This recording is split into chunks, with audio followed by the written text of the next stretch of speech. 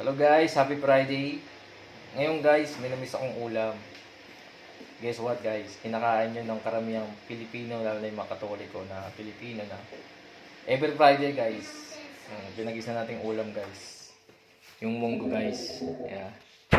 Ito guys, ito yung mga sangkap guys. Ayan. Kamatis, bawang, sibuyas, meat. Siyempre, pampangunahin natin yung sangkap, yung munggo. At ating mga pampasarap, seasoning, cubes, ground up pepper. At guys, wala tayong dahon ng ampalaya at wala rin tayo dito, wala rin dito sa pola ng malunggay. Kaya ang ilalagay natin guys is spinach. Okay guys, simulan na natin to.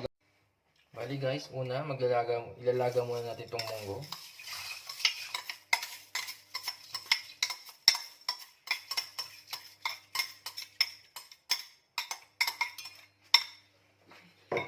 Ilalaga natin itong munggo guys hanggang sa lumambot. Habang ilalaga natin yung munggo guys, mag-gisa na tayo ng karne.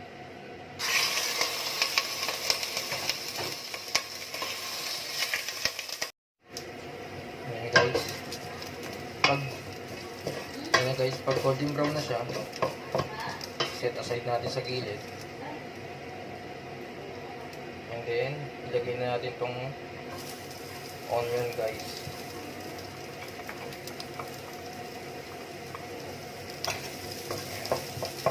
Translunin na yung ating sibuyas. Ilagay na natin itong ating garlic.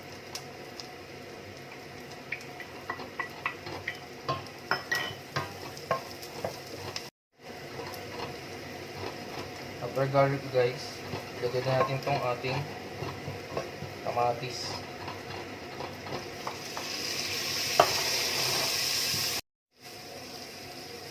Guys, ihalo na natin. I-mix na natin itong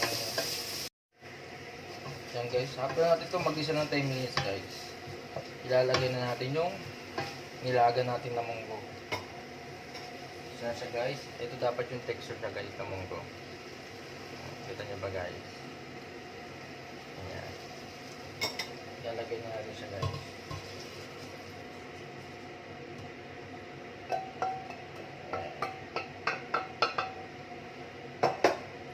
Ayan. Sabay, mimix na natin sila dalawa. Okay. Ewan ko ba guys bakit nakagis na ng mga Pilipino na mag-ulam ng munggo every Friday. Kayo ba guys? Curious ba kayo?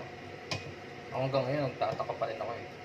Pero sabi nila, sabi sa kwento, lalo na yung kwento, nung nagkwento sa amin is isang barbero. Sabi niya, kasi raw yung unang panahon, ang mga Kristiyano at Katoliko ay hindi raw pwedeng kumain ng karne tuwing araw ng Biyernes. Kaya ang ginagawa niya ng pamalit guys, itong munggo. Kasi alam niyo naman ang munggo guys, ay isa sa pinakamayaman pagdating sa protein. Kaya pinalit siya sa karne. At itong munggo guys, ay isa rin sa pinakamatagal masira na gulay. Yun ang sabi sa kwento. Anyway, after natin mailagay yung cubes guys, maglalagay na tayo ng tubig.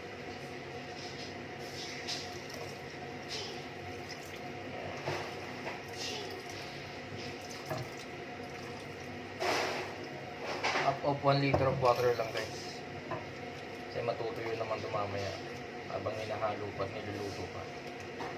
At ilalagay na natin guys yung mga pampasarap. Yan guys, after 5 minutes na pagpapakulo guys, maglalagay na tayo ng pampalasa. Ito guys ang ating ground black pepper. Tignan natin siya guys. Half teaspoon lang guys.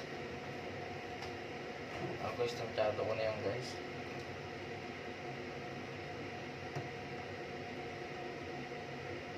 And then seasoning guys. Alam nyo na kung anong kulay itong dilaw na ito.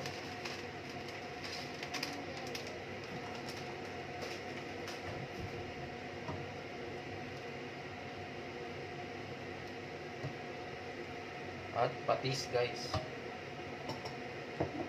Kung wala kayong patis guys, pwedeng asin. Alin man sa dalawang yun na pampahalat.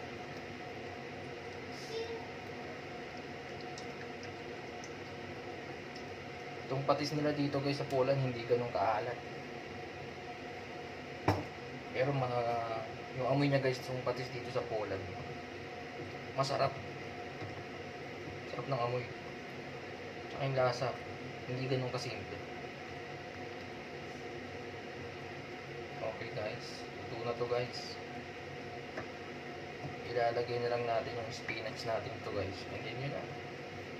Kakain na kami ng aming hapunan. Lagyan natin itong spinach guys kasi wala tayong dahon ng munggo at wala rin dito talaga sa Poland ng malunggay. Kaya ang lalagyan natin yung spinach. Ito rin ang nilalagay ko guys sa sinigang spinach. Kasi alam nyo naman yung kangkong, spinach din yun. Water spinach lang ang tawag doon sa English. Ito spinach din to. Ayan na guys. Yung halo guys, ang sarap guys.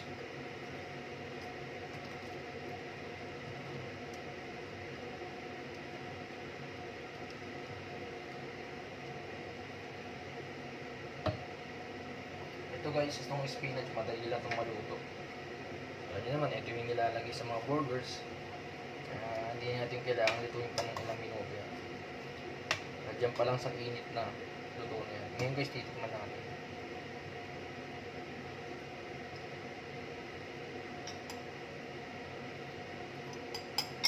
Pag ako tumitikom guys, pinapalamig ko ng konti.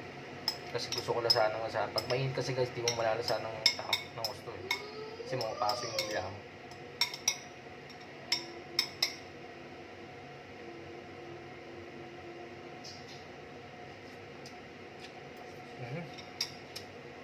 Ang sarap guys. Okay guys, thank you, bye bye.